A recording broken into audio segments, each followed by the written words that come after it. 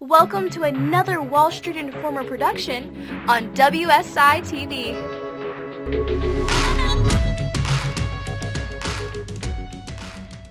Welcome into another Friday edition of WSI TV. That's Sean Bauer, I'm Jordan Bishop, and we're going to cut straight to the point here. We've got a technique for you that helps you flood your account during market droughts. But before we get into that, I got to ask you, Sean, how do you feel about the current market condition? Yeah, well, over the past several years, as we all know, the market's been doing just about nothing but climbing, especially since Trump got in, where we've seen this Trump rally.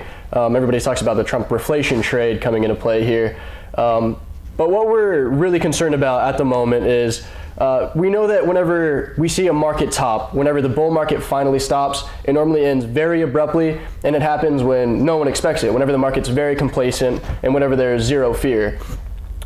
Which brings up, I guess, the topic of the VIX, which is the volatility index, Jordan. Right. And it's actually just hit a 23-year low, which means very low volatility, very little fear, and a lot of complacency, which really has us worried, especially whenever the market has sort of leveled off just a bit over the past few weeks.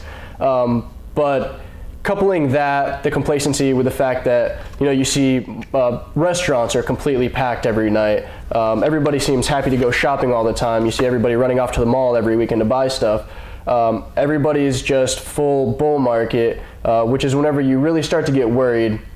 And I'm not saying, tomorrow the market's going to fall apart and crash, but it is something I think you need to have in the back of your mind.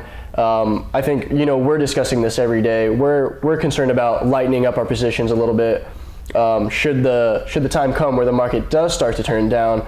But again, we're seeing some very big warning signs where a lot of very smart people are talking about the fact that, restaurants are full, very little complacency, and, as the old Buffett quote goes, be fearful when others are greedy, right. Which is, I think, where we're at now. But we certainly know how to make money when the market is flat or whenever you're scared of what the market is doing and you don't want to be all in on individual stocks.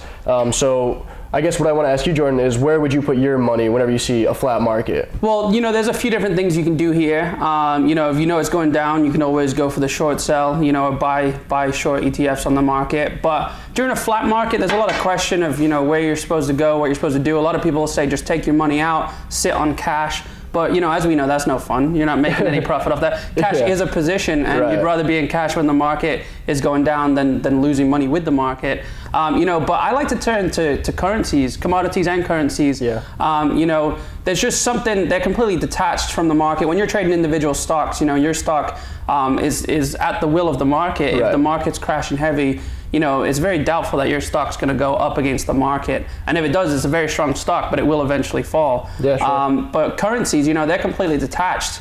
There's this sort of like seesaw where, there always has to be a currency up or a set of currencies up while the others are down. Right. And you want to ride those ones that are down all the way up as the other ones go down. And your options are endless. I mean, think about how many currencies there are in the world. I couldn't name them off the top of my head, but I know recently we did a trade on the yen, right? And we're up 50%. It's been like 4 days, I think. Yeah, it's in a matter of days we're up over 50%. Yeah, it just shows you the power of currencies. Whenever you may think it's not something, where you're looking at a lot of high gains there. Exactly. Yeah, and we might move out of that position, soon. We don't know. We might move into something that looks a little more promising, even though that has had a great ride, or it might go up to 100%, 150%. We don't know. And there's so many different things you could do with currencies and commodities.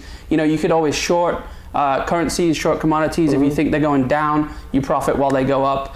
But I mean, a question for you: would you prefer one or the other, currencies or commodities, or do you sort of see them playing off the same way? Yeah, I mean, I'm happy to trade both. I've made money trading both, as have our subscribers to people like High Flyers Hotline subscribers have made money in this way, where you're trading commodities like gold or oil, or if you're trading currencies like we have this yen trade on that's making a lot of money very, very quickly. Just whichever looks like a great trade to me at the moment. So I'm happy to trade both. But remember, whenever you're trading commodities, you're really trading physical, real things, right, like gold, like oil, like sugar, or anything like that. So it's, again, just to reiterate your point that it's not specifically tied to the overall stock market like Apple stock or Microsoft stock would be.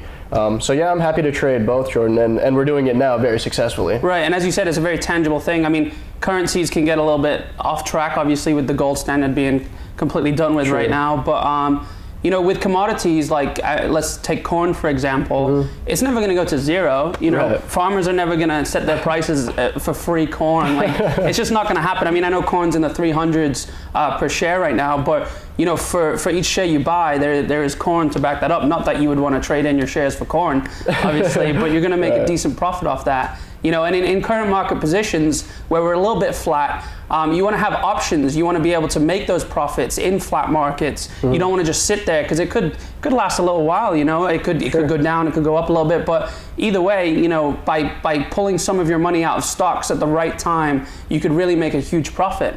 And I hope this information has been, you know, of use to you, and I hope you go forward with this in mind as you keep trading in the future. And I appreciate you being here with me, Sean. Yeah, happy to be here, Jordan. See you next time.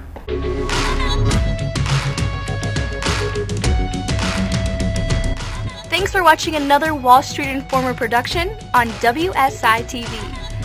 Be sure to visit wallstreetinformer.com, where you can become a member for free and gain instant access to the secrets of market millionaires via the Wall Street Informer Vault. So go ahead and claim this gift for free now at wallstreetinformer.com.